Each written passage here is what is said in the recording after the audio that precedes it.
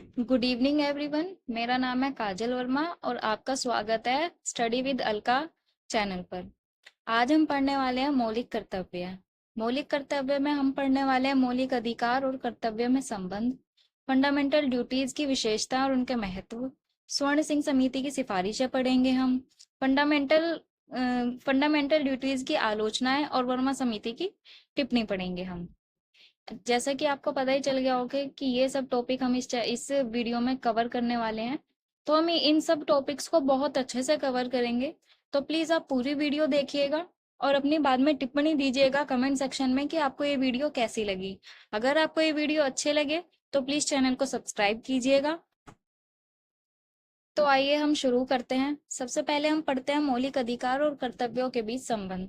हम ये कह सकते हैं कि मौलिक अधिकार और कर्तव्य एक दूसरे के पूरक हैं, क्योंकि अधिकार नहीं है तो हम कर्तव्य किस चीज के निभाएंगे। और अगर हमें कर्तव्य विहीन अधिकार दे दिए जाएंगे तो वो हमें निरंकुशता की ओर ले जाएंगे। यानी कि अगर हमें बेहिसाब अधिकार दे दिए जाएंगे जिनका कोई मतलब नहीं होगा, तो हर व्यक्ति अपने निरंकुशता की ओर बढ़ेगा। जैसा उसके मन में आएगा वो वैसा ही करेगा। तो इतने बेहिसाब अधिकार मिलने भी लोगों को ठीक नहीं है। विश्व में सभी देशों में फंडामेंटल ड्यूटीज का उल्लेख नहीं है। हाँ जी, जैसा कि इंडिया में फंडामेंटल ड्यूटीज लोगों को दी गई हैं, पर ऐसा नहीं है कि सभी विश्व के सभी देशों में फंडामेंटल ड्यूटीज हैं। साम्यवादी देशों में कर्तव्य का उल्लेख मिलता है, जैसे कि रशिया। हाँ जी, जैसे कि जो साम्यवादी देश होते हैं, सिर्फ साम्यवादी देशों में ही कर्तव्य मिलते हैं। साम्यवादी देश ऐसे हैं जो लोगों को फंडामेंटल ड्यूटीज देते हैं, जिसका सबसे बड़ा एग्जाम्पल है रशिया। आप इससे समझ सकते हैं, और रशिया से ही हमने फंडामेंटल ड्यूटीज ली हैं। आपको ये सब याद रखना है, क्योंकि ये क्वेश्चन एग्जाम में आने में बहुत कॉमन क्वेश्चन है, जिस कई बार पूछ लिया जाता है कि फंडामेंटल ड्यूटीज हमने किस देश से ली है या किस देश के संविधान से हमने इसको अपनाया है। अब हम भारत के इतिहास में देखते हैं कि फंडामेंटल ड्यूटीज का क्या उल्लेख है। इंदिरा गांधी जब पीएम थी तब 1975 में आपातकाल के टाइम समिति थी, सरदार स्वर्ण सिंह समिति। समिति की सिफारिशें फंडामेंटल राइट्स के साथ फंडामेंटल ड्यूटीज का भी समावेश होना चाहिए। ऐसा स्वर्ण सिंह समिति की सिफारिश थी कि अगर लोगों को फंडामेंटल राइट्स दिए जा रहे हैं तो उनको फंडामेंटल ड्यूटीज भी दी जानी चाहिए।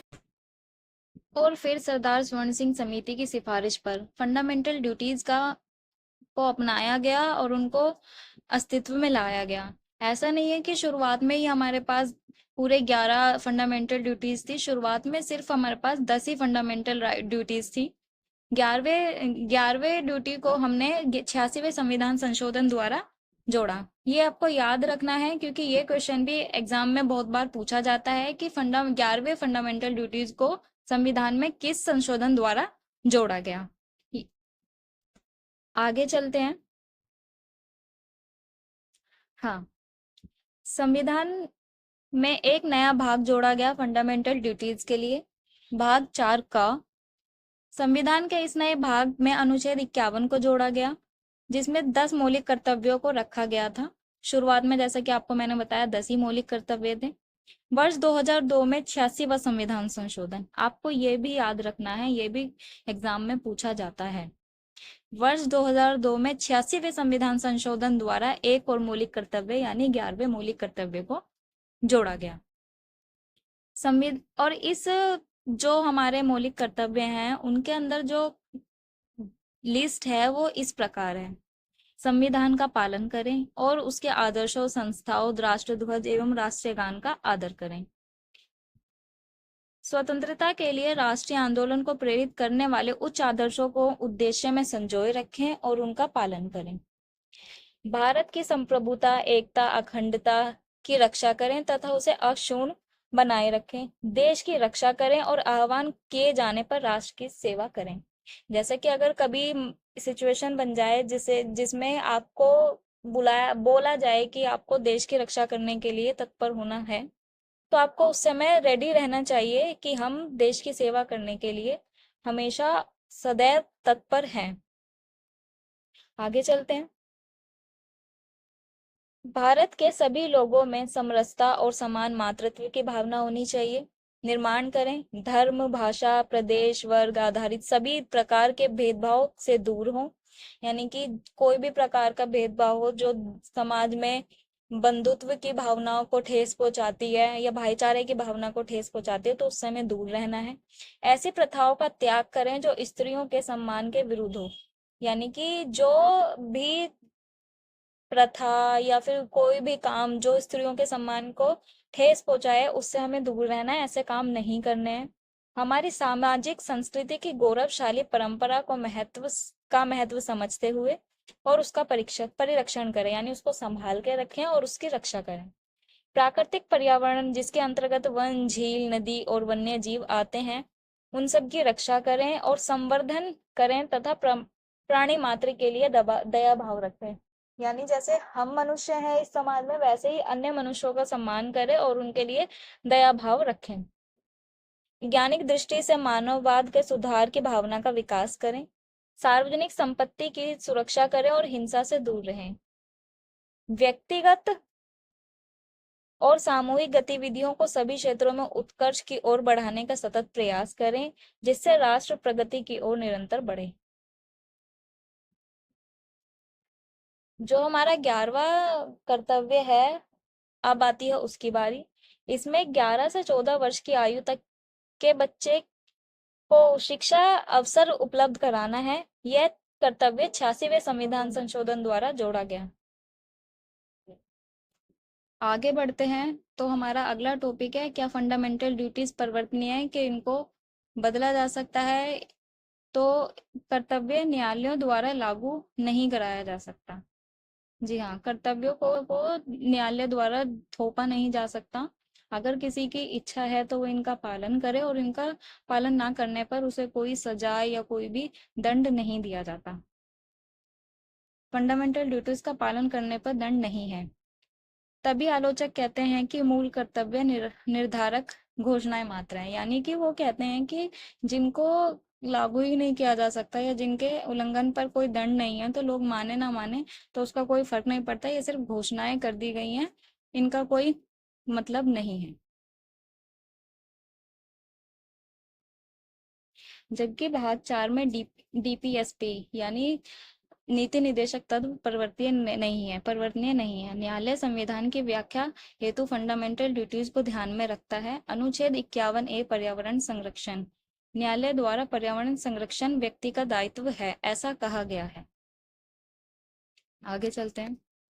अब हम आते हैं अपने अलग अगले टॉपिक पर, मौलिक कर्तव्य की विशेषताएं। कुछ फंडामेंटल राइट्स भारतीय नागरिकों के साथ साथ विदेशी नागरिकों को भी प्राप्त हैं, परंतु फंडामेंटल ड्यूटीज केवल भारतीय नागरिकों पर ही लागू होते हैं। संविधान के अनुसार फंडामेंटल ड्यूटीज गैर न्यायोचित या गैर परिवर्तनीय हैं, अर्थात उनके उल्लंघन के मामले में सरकार द्वारा कोई कानूनी प्रतिबंध लागू नहीं किया जा सकता है। फंडामेंटल ड्यूटीज के तहत नैतिक एवं नागरिकों दोनों प्रकार के कर्तव्य शामिल हैं। इसका एग्जाम्पल है स्वतंत्रता के लिए हमेशा राष्ट्रीय संघर्ष को प्रेरित करने वाले महान आदर्शों को आदर्श कर्तव्य हैं, जबकि संविधान का पालन करना और उसके आदर्शों संभावनाओं, राष्ट्र ध्वज एवं राष्ट्रीय गान का आदर करना नागरिक कर्तव्य है। यह नागरिक का खुद का कर्तव्य है कि ये किसी को सिखाना नहीं चाहिए, ये उनके अंदर खुद आना चाहिए कि राष्ट्रीय ध्वज या राष्ट्रीय गान का हमें पालन करना चाहिए, उनका सम्मान करना चाहिए। अब बात आती है कि हमारे फंडामेंटल कर्तव्यों का महत्व क्या है। इनका महत्व हम अनेक बातों से समझ सकते हैं। देश के प्रति कर्तव्यों की याद दिलाते हैं, जैसे कि कोई भी व्यक्ति है कि उसे सरकारी वस्तुओं की या कोई भी धरोहर उसकी रक्षा करनी चाहिए, तो हमारे कर्तव्य याद दिलाते हैं। ये चेतावनी के रूप में भी है। अदालतों को किसी विधि के संवैधानिकता, वैधता और उनके परीक्षण के संबंध में सहायता करता है। जैसे अदालत कोई भी फैसला सुनाती है तो वह नैतिक कर्तव्यों को ध्यान में रखकर फैसला सुनाती है कि इससे व्यक्ति के जो कर्तव्य या कर्तव्यों को हानि ना हो। नागरिकों में अनुशासन और प्रतिबद्धता को बढ़ाते हैं। प्रेरणा स्रोत हैं ये, कि उनके अंदर ये भावना लाते हैं कि हमें देश के अच्छे में सोचना है या कोई भी राष्ट्रगान का आदर करना है या धरोहर की सम्मान करना है, रक्षा करनी है। अब आते हैं मौलिक कर्तव्यों की आलोचना पर। सबसे पहली जो इसकी आलोचना है वो ये है कि कर्तव्यों की जो सूची है वो पूर्ण नहीं है, इसको पूरा नहीं कहा गया है। जैसे कि टैक्स, दायित्व या वोट अगर किसी का मन नहीं है तो वोट नहीं देता है, और मन है तो वो वोट डालता है। गैर परिवर्तनीय है कि इनके उल्लंघन करने पर कोई सजा नहीं दी जाती, कोई दंड नहीं है, जिससे व्यक्ति अपने अनुसार इनको अपना भी सकता है और नहीं भी। अस्पष्ट और बहुअर्थी है। अस्पष्ट है, पूरा प्रॉपर नहीं बताया गया है कि कर्तव्य कौन सा कर्तव्य कैसे है, और बहुअर्थी है। 99.9% से ज्यादा नागरिक कानून का पालन करने वाले हैं, इसलिए इन्हें कर्तव्य बताने की आवश्यकता नहीं है। जब लोगों को अपने कार्यों के प्रति संतुष्ट होते हैं तो कर्तव्य की स्वेच्छा, मतलब यह है कि जब लोगों को मैं अपने काम को लेकर अच्छे से पता होगा कि हमें क्या करना है, तो लोगों को कर्तव्य बताने का क्या ही मतलब रह जाता है। लोगों को यह बताना कि उनके कर्तव्य क्या है, यह दर्शाता है कि वे संतुष्ट नहीं है।